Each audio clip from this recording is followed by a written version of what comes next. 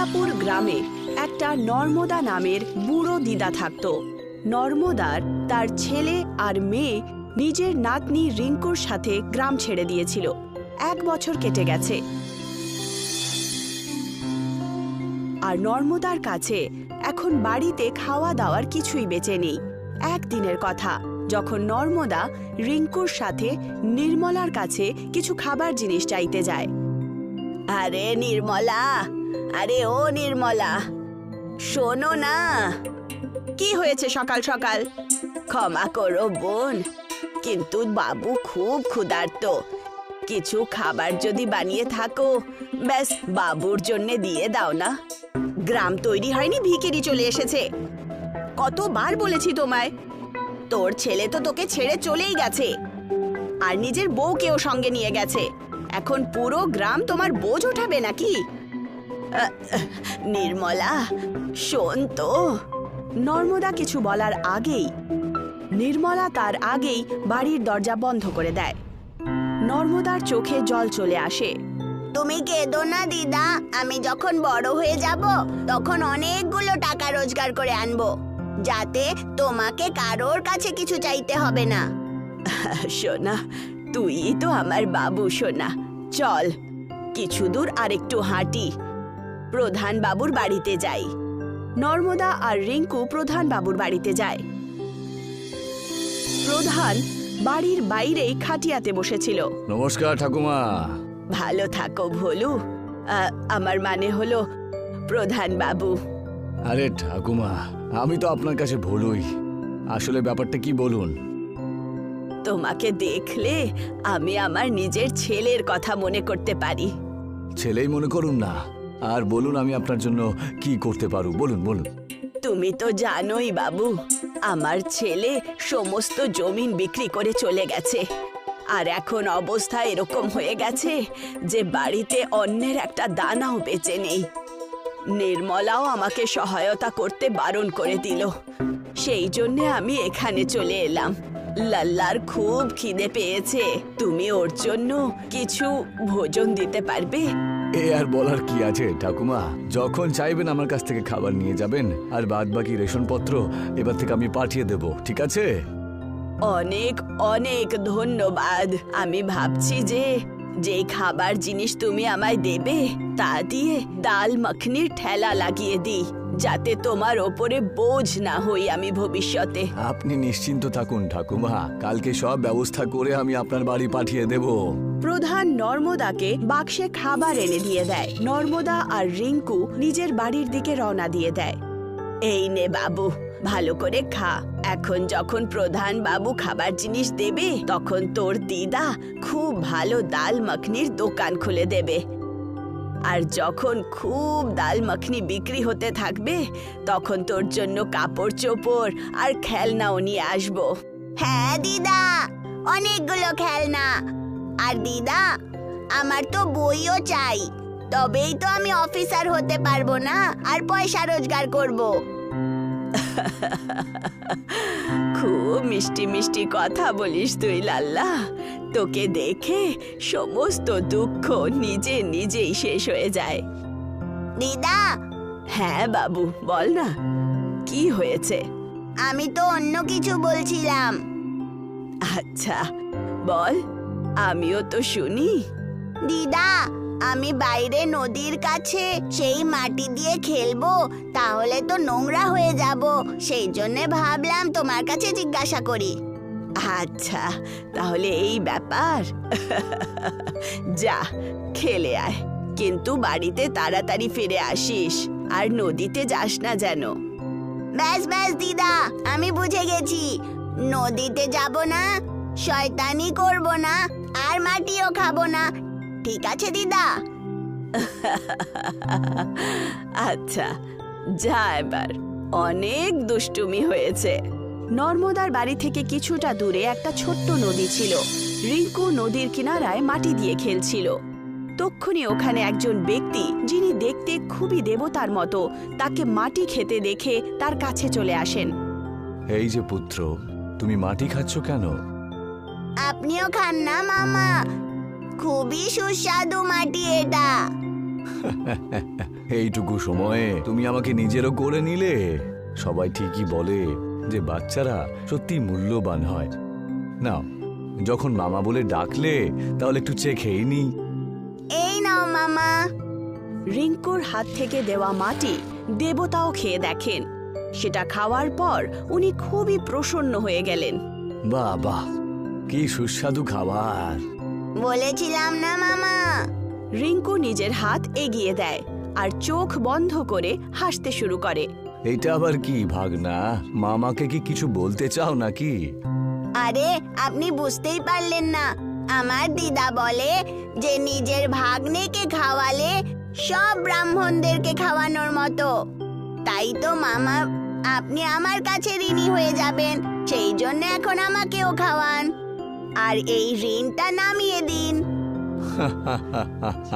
আচ্ছা, মামাকে ভালোই ফাঁসিয়েছো তুমি, কিন্তু মাটি নয়, আমি তোমাকে অন্য কিছু দেব। দেবতা নিজের মুঠি খোলে আর তার মধ্যে থেকে একটা হীরের জাদুই চামচ বেরোয়। যেই চামচটা উনি রিঙ্কুকে দেন আর তক্ষুনি দূর থেকে নর্মদার আওয়াজ আসে, রিঙ্কু, আরে পালাও পালাও, দিদা চলে এসেছে মামা। যদি উনি আমাকে দেখে নেয় তাহলে মাটি খাওয়ার জন্য বকবেন। আচ্ছা ঠিক আছে ঠিক আছে, এবার আমি চলি তাহলে ভাগনা। সেই দেবতা এইটুকু বলে ওখান থেকে চলে যান। তক্ষুনি নর্মদা ওখানে পৌঁছে যায়। আরে লাল্লা, তোকে বারণ করেছিলাম না যে মাটি খাস না, একদম কথা শুনিস না। আরে দিদা শোনো তো, আমি তো মাটি খাইনি। এখানে তো একজন মামা চলে এসেছিলেন, উনিই খেয়েছিলেন আর চামচেও লেগে আছে। তুমিও একটু খেয়ে দেখো। আচ্ছা, তুই এখন মিথ্যে কথাও বলতে শিখেছিস। তারপর নর্মদার চোখ সেই জাদুই হীরের চামচের ওপরে যায়। আরে এটা তো হীরের তৈরি। কে দিয়ে গেল তোকে এটা? তোমার পছন্দ হলে তুমি রেখে নাও দিদা, ব্যাস আমাকে বকো না। সব গুণ আছে তোর মধ্যে, নিজের মিষ্টি মিষ্টি কথা দিয়ে আমাকে পটিয়ে নিস। দেখবার বেঁচে যাস, কিন্তু আজ ছাড়বো না তোকে। চল বাড়ি। একদিন কেটে যায় আর প্রধান নর্মদার কাছে রেশনের জিনিস নিয়ে চলে আসে। এই যে ঠাকুমা, এই নিন আপনার মালপত্র। তোমার অনেক অনেক ধন্যবাদ বাবু। আরে ঠাকুমা, আবার সেই একই কথা, কৃতজ্ঞতা কিসের? আমি তো শুধু সেটাই করলাম যেটা আমার কর্তব্য। এটাই তো ভালো ব্যাপার বাবু তোমার। আমি ভাবছিলাম এই ডাল মাখনি বিক্রি করে আস্তে আস্তে এই টাকাটাও ফেরত দিয়ে দেব। আপনি ফেরত না দিলেও চলবে, আর পয়সা দেবার কথা ভাববেন না। শুধু কাজ করতে থাকুন, বাকি সব আমি দেখে নেব। ঠিক আছে বাবু, যা তুমি বলো।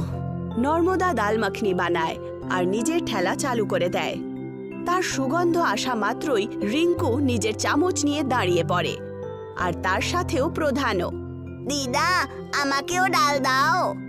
দাঁড়া বাবু, তোকেও খাইয়ে দেব, নয়তো তুই সব কিছু মাথায় তুলে নিবি। ঠাকুমা, আমাকেও দাও না, আমিও একটু খেয়ে দেখতে চাই। আর দাও, আমি রিঙ্কুকেও খাইয়ে দেব। ঠিক আছে ভোলু বাবু, এক্ষুনি দিচ্ছি। নর্মদার সঙ্গে সঙ্গে ডাল মাখনি দিয়ে দেয়। প্রধান বাবু নিজের হাত দিয়ে রিঙ্কুকে খাইয়ে দেয়। প্রধান বাবু, খুবই সুস্বাদু না দিদার খাবার? হ্যাঁ রিঙ্কু, খুব সুস্বাদু হয়েছে এটা, একটু খেয়ে দেখো। আমিও আপনাকে খাইয়ে দিই। রিঙ্কু নিজের হীরের চামচ দিয়ে যেইমাত্র প্রধানকে খাওয়ায়, প্রধান প্রচন্ড অবাক হয়ে ওঠে। কি হয়েছে বলু, ঝাল হয়ে যায়নি তো? না ঠাকুমা, এই হীরের চামচটা যখন এটা দিয়ে আমাকে রিঙ্কু খাওয়ালো, এর স্বাদ যেন 100 গুণ বেড়ে গেল। এত সুস্বাদু খাবার, যেন দেবলোকের ভোজন। আচ্ছা, সত্যি নাকি? এগুলো কি সত্যিকারের হীরে? 100% আসল এটা ঠাকুমা, আর তার থেকে আসল হলো এই চমৎকার। রিঙ্কু, ঠাকুমাকেও খাওয়াও। নর্মদা যেই মাত্র ওই চামচ দিয়ে খায়, তার এরকম স্বাদ পায় যেন সে পুরো জীবনে এইরকম সুস্বাদু খাবার কখনো খায়নি। হ্যাঁ ভোলু, ঠিকই বলছো। আমি একটা কাজ করি যে এই চামচেরই ব্যবহার করে নিজের খাবার চালাতে করব, যাতে সবাই খুব ভালো খাবার খেতে পারে। আরে ঠাকুমা, ভোলা নামটা আমার ঠিকই, কিন্তু আসলে ভোলা তো আপনি। আমি বুঝতে পারলাম না ভোলু।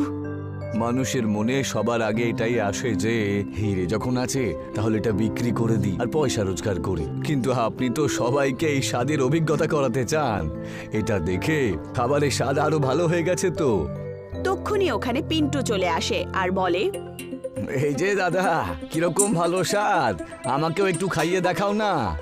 ব্যাস এক্ষুনি দিচ্ছি। নর্মদা সেই চামচটা পুরো খাবারে ঘুরিয়ে দেয় আর পিন্টুকে একটা ডাল মাখনি দিয়ে দেয়।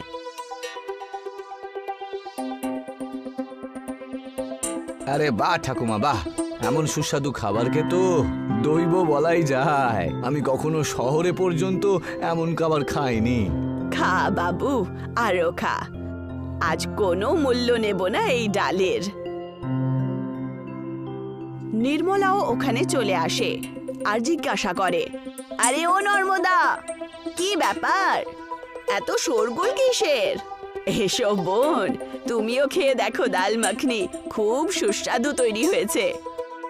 আমি তো খাই না, আমি তো দেখতে এসেছিলাম যে তুমি নতুন কি করছো এখানে। আর এমনিতেও তোমার হাতে এত সামগ্রী থাকবেই কোথায় যে তুমি কিছু ভালো বানাবে? এই যে ঠাকুমা, একবার চেখে তো দেখো, আপনার ছেলে শহর থেকে যা নিয়ে আসে না তার থেকেও ভালো খাবার এটা। এই ভোলু, খুব বলিস কিন্তু। আমার ছেলে যে জিনিসগুলো পাঠায় না সেরকমটা তুমি ভাবোনি নিশ্চয়ই। একবার খেয়েই দেখুন না, তারপর আপনার যে রাগ রাগ মুখটা না সেটা একদম ঠিক হয়ে যাবে। আচ্ছা দাও দেখি খেয়ে। অনেক বড় বড় কথা বলছো তোমরা। নর্মদা খুব খুশি খুশি তাকে খাওয়ার জন্য ডাল মাখনি দিয়ে দেয়। যেই মাত্র নির্মলা সেটা খায় তার চোখ ছানা বড়া হয়ে যায়। আরে সেই যে নর্মদা, আমাকেও বলো না যে কিভাবে বানালে এই ডাল মাখনি। বলছি তোমায়। নর্মদা পুরো কথা বলে দেয় আর সঙ্গে সঙ্গে নির্মলা সেই চামচটা হাতে নিয়ে দেখতে শুরু করে। কি ব্যাপার নির্মলা ঠাকুমা? এটা তো আমার চামচ। আমার মনে হলো যে হারিয়ে গেছে, এখন বুঝতে পারলাম যে এটা তো চুরি করেছে এই বুড়ি। এবার আপনি চুপ করুন তো, যখন থেকে এসেছেন আজে বাজে বকছেন, আর যখন মন ভরল না তখন চুরির অপবাদ দিচ্ছেন, তাই না? এই প্রধান, তুই কিচ্ছু জানিস না। ওকে জিজ্ঞাসা করে চামচটা কোত্থেকে পেয়েছে। এই চামচটা রিঙ্কু পেয়েছে যখন বিকেল বেলা নদীর কিনারায় খেলতে গেছিল। হ্যাঁ, আমাকে এটা মামা দিয়েছেন। কোনো মামা টামা নেই, ব্যাস আলতু ফালতু গল্প বানাচ্ছ তোমরা দুজন। আমি তো যাচ্ছি আমার চামচ নিয়ে। এইটুকু বলে নির্মলা চামচ নিয়ে চলে যায়। নর্মদা প্রচন্ড দুঃখ পায়। দিদা, দিদা, আমার চামচ। কেঁদো না রিঙ্কু, ওই চামচটা আমি অবশ্যই নিয়ে আসবো। না ভোলু, যেতে দাও। নদীর কাছে ওকে যেই এই চামচটা দিয়েছিল আর আমার সাথে যেই ঘটনাই হচ্ছে সেটা দেখে মনে হয় যে উনি কোনো দেবতাই ছিলেন। আর যদি উনি নিজেই রিঙ্কুকে এই চামচটা দিয়েছেন তাহলে সেটা কোথাও যাবে না। তক্ষুনি নির্মলার জোরে চিৎকার আসে। সমস্ত লোকেরা ওইখানে দৌড়তে দৌড়তে যায় আর দেখে নির্মলা বাইরে পড়ে আছে আর চামচ আর খাবার প্লেটে রাখা আছে। আরে বাঁচাও! নর্মদা তাকে জল খাইয়ে দেয় আর জিজ্ঞাসা করে, কি হয়েছে নির্মলা? আমি যেই মাত্র এই চামচ দিয়ে খাবার খেলাম মুখে আগুন জ্বলে গেল, যেন আমি 10টা লঙ্কা একসাথে খেয়ে নিয়েছি এরকম মনে হলো। জল খেয়েও ঠিক হলো না, আর যখন তুমি জল খাওয়ালে তখনই শান্তি পেলাম আমি। দেখলেন তো ঠাকুমা, যার জিনিস সেই পাবে। এরকম নোংরা কাজ করবেন না। ঈশ্বর তো সবই দিয়েছেন, কিন্তু লোভ আর লালসা এমন একটা জিনিস, কারুর কাছে ভালো জিনিস এলে পরে যেন সহ্যই করতে পারে না। আমায় ক্ষমা করে দাও বোন, আর এই নাও তোমার চামচ। এই ঘটনার পর নর্মদার দোকান খুব ভালো চলে। নর্মদার ডাল মাখনি এখন পুরো গ্রামের সবচেয়ে সুস্বাদু খাবার হয়ে গেছিল।